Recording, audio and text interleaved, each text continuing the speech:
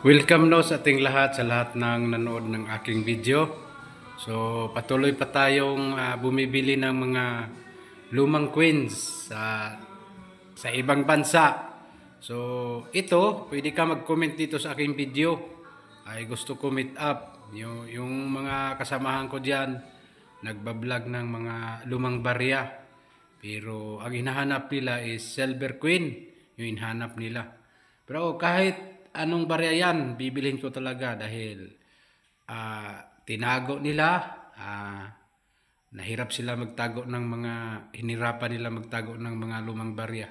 So ngayon mayroon tayong isi-share sa inyo na aking nabili, dito lang to sa Mindanao. Gusto ko is meet up para pag-usapan natin maayos yung mga lumang barya mo. So ito, welcome sa inyong lahat no, sa lahat ng mga subscriber ko, sa lahat ng nanood. So ito mayroon po ako isi-share sa inyo. Ayan no. Yung pira na to sa ibang bansa, yung dito sa United States of America. So may nakalagay diyan is may agila siya. So Emplormius, yun yung nakalagay dito nakasulat. So may ano siya, may pakpak, may agila. So dito nakalagay United States of America. So pira to sa Amerika dati. Matagal na to. Ito ang tinatawag na copper nickel or nickel brass. So sa likod niya, year niya is dito. May ano tayo dito, may star. 7 star, yan no. 7 star yan. So ito hindi tayo kilala tong tong lalaki na to.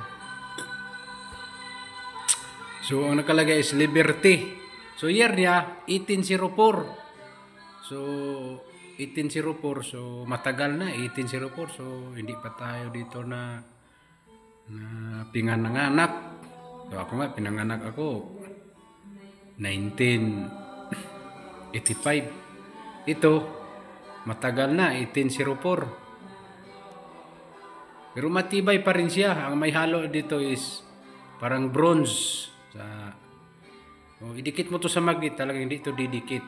Ayan. So ang presyo nito, binibili ko to sa halagang ano lang to dahil dito silver, dito to sa mga 1,000 o 500 pesos bawat isa na ganito. Ayan.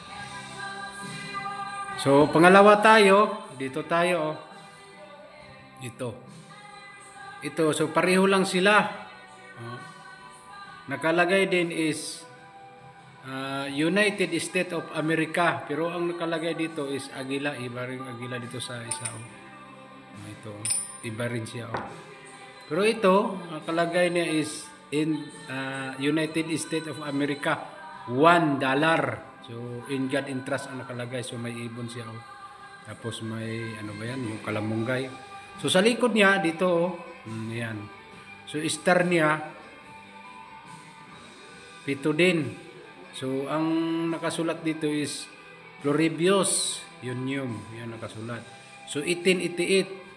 1888 pa, matagal na. Pero ito ang pinakamatagal. Ano man to, 1804. So matibay siya, parang ano na siya, may kalawang, dumikit na. So ito, hindi ko na ito lininisan. Sayang, mabura pa yung mga nakasulat dyan.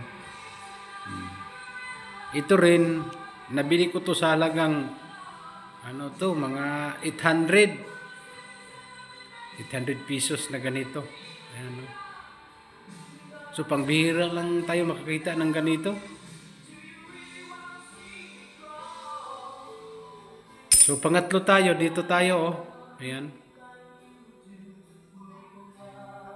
7 star din, pero year niya 1898. So medyo siya, makintab pa kunti. Ayan, So nakalagay niya Floribius. Floribius yun, pareho lang sila. Floribius yun. So sa likod niya dito so United States of America and God and Trust. So pareho lang sila dito. Pareho lang silang dalawa. Oh. Ayan. Ayan. Pero ito, matagal na to. Pero ano pa siya. Medyo matibay-tibay. So iba to. 1804. Liberty ang nakalagay niya. Pero dito, ang nakalagay sa kanila is Pluribus. Yun yung nakalagay. Dito is Liberty. So ito, paalala ko lang sa inyo. So hindi ito mahal, binibili. Huwag kayong maniwala na ito magpakayaman sa inyo. Hindi yan, hindi kayo mayaman dito.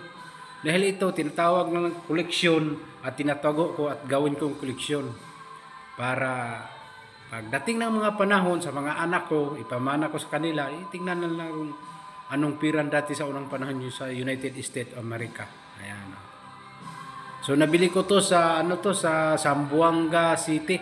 So doon, pinakamarami doong mga lumang barya, sila ay nagbibinta yung mga kababayan nating mga muro. Ayan. So yan lang po ang masishare po ko sa inyo. Dahil may nabibili tayong mga ganito. So patuloy pa tayong bumibili ng ganito. So mayroon kang ganito, pwede ka diyan mag-comment sa aking video. Para maayos natin mabili yung pira mo. Huwag na yung sabi na magpadala-padala. Yan. Huwag na. Dahil gusto ko meet up. Kung gusto mo mag-meet up, ang lugar ko is dito lang sa Zamboanga del Sur. So, meet up ko is Mulabi, Pagadian City. So, Zamboanga City. Yan lang. Ito. Alam, gusto mo mag-meet up. Lang ako sa inyo is mag-chat lang ako kung doon ako sa Zamboanga City.